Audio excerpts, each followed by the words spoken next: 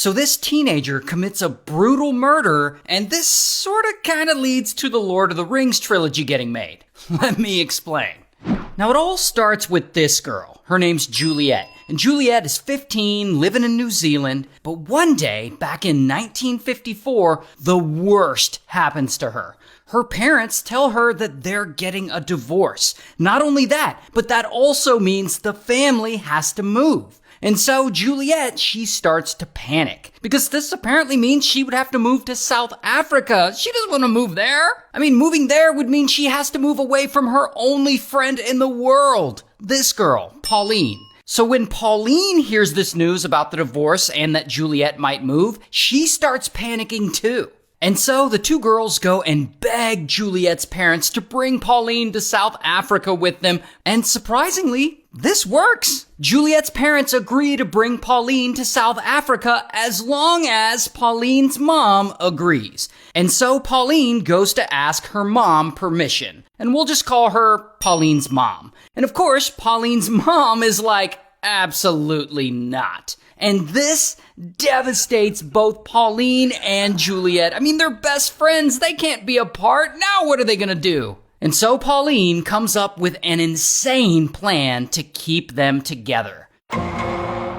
They're gonna murder Pauline's mom and make it look like an accident. I mean, if Pauline's mom is dead, then she can't keep Pauline from moving. And so one afternoon, they put this awful plan into motion. Juliet heads over to Pauline's for lunch. And there, she gives her a brick she found in her garage. And Pauline puts that brick in a stocking. Sometime later, the two girls and Pauline's mom, they all end up at a local park called Victoria Park. This is the actual park. This is a photo of it. Once they're there, they're all three walking along one of the paths. And Juliet intentionally drops some sort of decorative stone on the ground. And she hopes that Pauline's mom sees it and goes to check it out.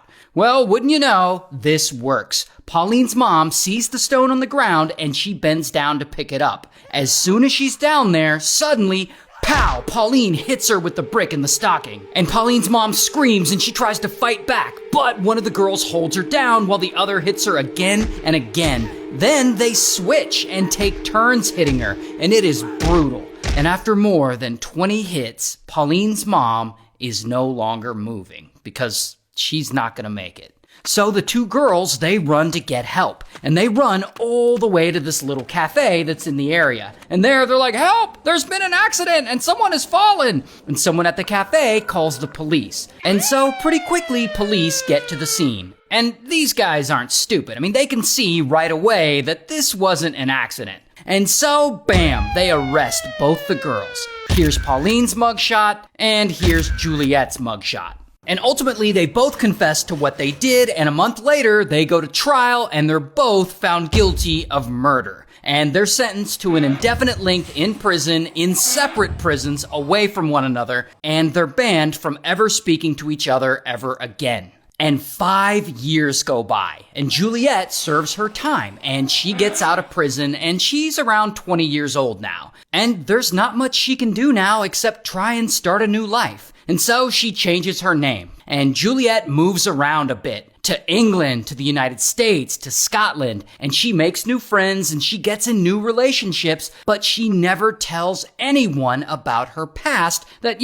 she murdered her friend's mom when she was 15 years old. She keeps that a secret from everyone. And at some point, she gets really into writing, and she starts writing fiction stories. And it turns out, she's really good at this. And she does this for years. And in 1979, she's around 40 years old now, she publishes her first novel. It's a crime novel about some girls who got murdered. And this novel is a success. Like, it sells well enough. And so she publishes another one, and then another one, and then another one. And she becomes an actual full-time novelist. And over the years, she publishes more than 100 crime novels. And she becomes extremely successful at this, writing under the name Anne Perry. And she sells more than 26 million books worldwide. Here's actually a picture of her in real life. And as Juliet, aka Anne Perry, becomes very accomplished at writing murder mysteries, she still hasn't told anyone about her dark past. So no one knows that at one point she was in prison for committing murder herself.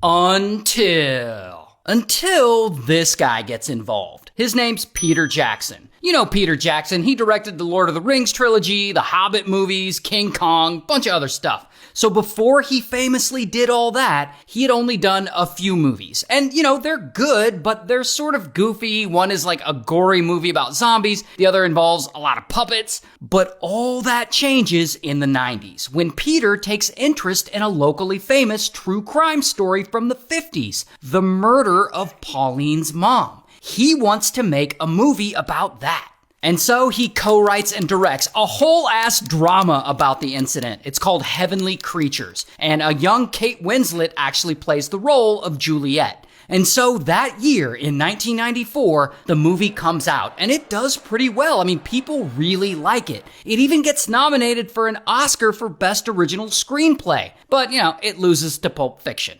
Regardless, this proved to everyone that Peter Jackson could do a serious movie, not just movies about zombies or goofy puppets. And it's apparently then that people start looking at him as a legitimate director, and he eventually gets hired to direct the Lord of the Rings trilogy. Maybe that's a stretch, but, that's what they say.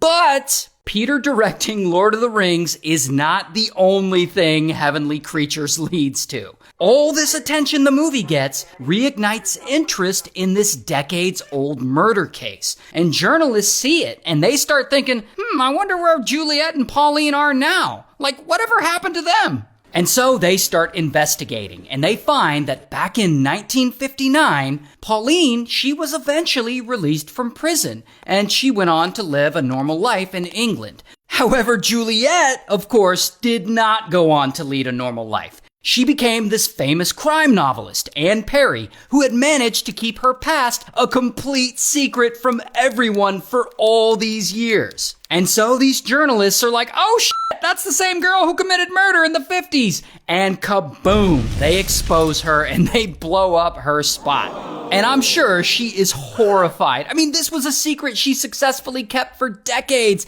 and now the whole world knows she was a teenage killer. This is gonna destroy her career, probably. Here's the thing, though. It's kind of a scandal for her, but it doesn't really destroy her career or even affect it at all. From what I can see, she does like a few interviews about it. She basically explains that, it happened in the past when she was a teenager and that she really doesn't remember much of it. And after that, she goes right back to writing her crime novels like it was no big deal. And she remained an extremely successful author until her death in 2023. In fact, at some point, you've probably seen some Anne Perry books at like an airport kiosk. And a huge shout out to Leonardo.ai for sponsoring this video. If you want to make really cool art for your videos or just for your life like this or like this, then sign up for Leonardo.ai.